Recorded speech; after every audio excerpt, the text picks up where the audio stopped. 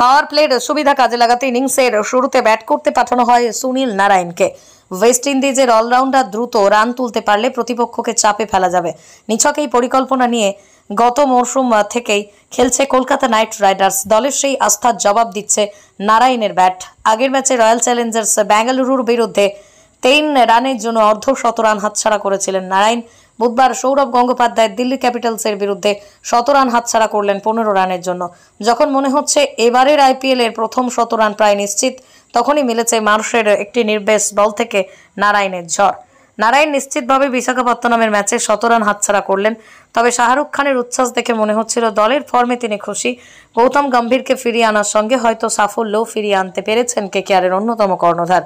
Sunil Narine 39 বলে 85, আঙ্ক্রিস রঘুবংশী 27 বলে 54, Andre Russell 19 বলে 41, রিঙ্কু সিং ঝরোয়া 8 বলে 28। 5 রানের জন্য রক্ষা পেল এসআরএইচ এর 277 রানের রেকর্ড।